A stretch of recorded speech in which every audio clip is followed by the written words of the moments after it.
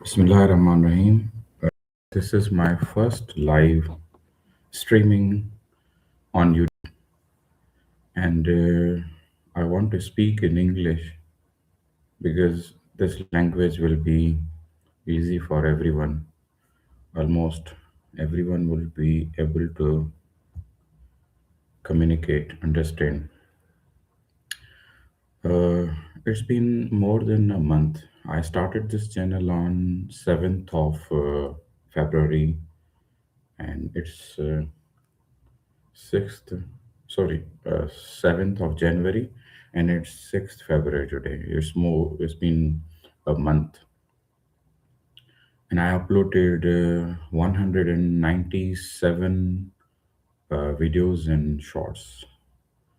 Maybe there are 20 plus videos, and rest are the shorts. Up till now, I have gotten 27 subscribers. I started with, I think I had 10 plus subscribers, maybe 15 subscribers. So, uh, the topic that I have chosen for this live stream is why I am here. मैं यहाँ क्या कर रहा हूँ? And we are living in an age where if you are if you are living your life alone without being seen, and you are not getting the appreciation and approval and the validation. This is the modern kind of problem. This is the problem that almost everyone is going through. I don't think that inherently it is a problem. It can be a problem. I think um externalization of the value is is inherently human. I mean, no person can live completely alone and secluded without having any reference to other people. Since we are social beings, as Aristotle, claimed, so we are not beasts. We are humans. We want to connect. We want company. We want to relate. We want to live with any sort of attachment and affiliation, any sort of uh, connection that makes us alive. I mean, if we could have lived alone, God must have sent us alone. No human being could have such a platform, where the platform, I mean the earth, where they lived in tribes and communities. So all the joys, all the sorrows, all the successes, all the failures, all the miseries, all the laughters, all the sighs, everything is subjective to the other human being.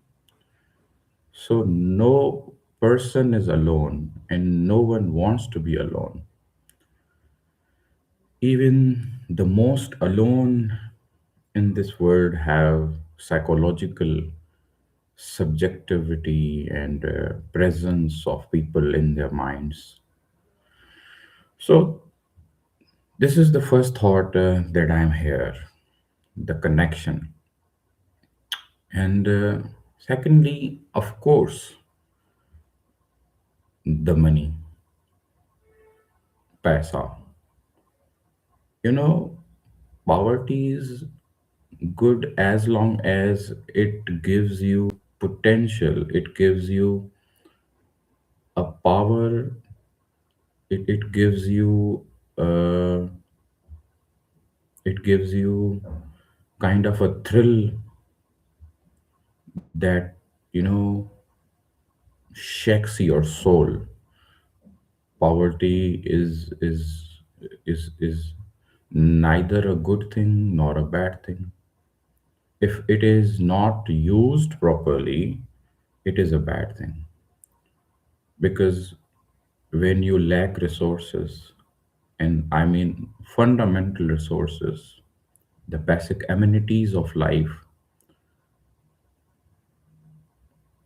then you just get miserable in life.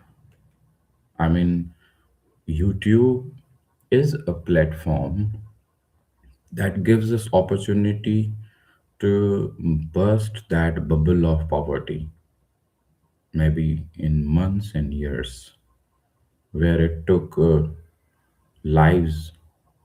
So this digital space has tremendously transformed how someone can get out of the poverty line. So of course, money is power as long as it is empowering to yourself and others. And then secondly, uh, money has the power to buy happiness, to buy love, to buy respect, to buy connection, to buy joy. It can. People say that money can't buy joy and happiness, love, connection, respect. I think partially they are wrong, because creating an absolute rule that money can't do anything is irrelevant. I happen to remember words of Les Brown. He once said, "Money is not important, but write it with oxygen." So, of course, the global economy, states, governments, bureaucracy, technocracy, every kind of profession, almost all the movement of humanity is because of this paper money, the paper currency. So everyone is after it. You can't say that you can't buy money. Sorry, you can't buy happiness with money. You can, of course, you can. There are subjective analysis of almost every thought in the world. For some, money can be a trial. For some, money can be a powerful tool to change life. For some, money can be a disease. So it is highly subjective thing. I think, yes, the second thought that I'm putting forward is that if you become financially independent, if you do something, if you want to do something, if you want freedom in your life, if you want to enjoy life, if you want to go around the world, if you want to explore yourself and the people around, different places, different cultures, different languages, different religions, different psychologies, different ethnic groups, different corners of the world. So you can't just walk all the globe. You need resources, you need freedom. You need freedom, and that freedom comes by money. Money is the only thing that gives you power to move. So, this is the second thought. Thirdly, the most important thing, first I told you about being, connected, second, about money. And the third most important thing that I think, there are two things. Let's discuss the first one. It is about, I always wanted to speak. I mean, I don't know there is if there is a gift of gap that I have, or I'm better speaker. But you know, my life experience, my friends, he who has ever came in communication and connection with me, and ultimately my own realization.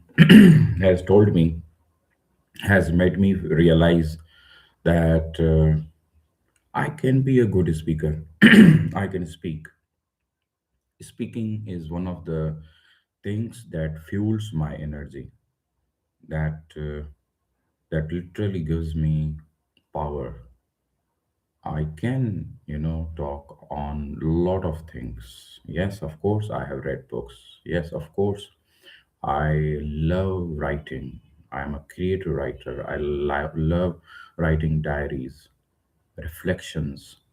So, speaking is one of the important, ingredient in my life.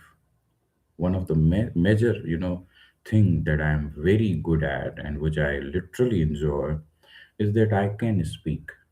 I can speak almost about any human affair, any kind of topic that relates to human suffering, human emotion, especially if anybody is going through psychological, social complications, if they are suffering from mental trauma, if they are struggling with their own ideas, if they are struggling with happiness, joy, whatever. So I'm a person who can go to any person and just stand beside, and I can open up in a way. I can, just make them feel good. So if I can make somebody feel good, and if that person is my friend, my colleague, any random person, why not to the world? So if a person says that you opened vistas, you opened different, perspectives in my life that I could never understand and come to know, then why not speak to the world? Since this is a platform which gives me space to talk to as many people as possible, almost there is no limit to it. I can speak to 10 people, 10,000 people, 10 million people, 100 million people. So why not speak to them? Maybe my words, my sentences may prove to be, a healing elixir, a healing,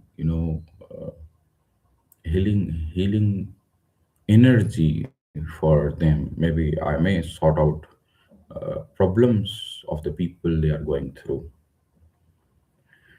So this is the third thought that I have gotten, that I can speak well enough to relate to, portray certain, ideas in a way that literally help people. And the fourth one is that, you know I just want to heal myself. I mean, I have background of preparing for civil services exams. I'm from Pakistan. I went for civil service exams for more than a decade. I started my preparation in 2012, and the serious preparation started in 2019. Sorry, 2014. It was my first attempt. So I spent more than a decade in that. I gave four attempts of Federal Public Service Commission and Provincial Management, and I failed in all of them. My friends who I know today, those who I'm in connection with, they are living beautiful lives, and so am I. But you know, civil services preparation leaves certain scars in your personality, because you pursue a career. You don't just pursue a particular career, you just fantasize a life, and you start while you are just at very fragile age. I was just 21, 22. So at that fragile age I started preparing for civil services exams. So I fantasized about being a bureaucrat. being a civil servant, how they would, deliver, how they would help the humanity and reform the society. So that, you know, decade of failure in different, public service exams left a void in my heart, in my mind. And that void rarely gets filled. That void can only be filled when you do something which is regional, national, international, something. Ultimately, as I started, the recognition, the connection, we humans are built into, connect. If I could have $1,000 billion, I could have 1,000 mansions. But if there would have been no one to show, I think I might not have enjoyed that life, because ultimately, what you enjoy and what you suffer is subjective to other being. We humans live in comparison, and I'm not a saint to just detach myself completely to live in,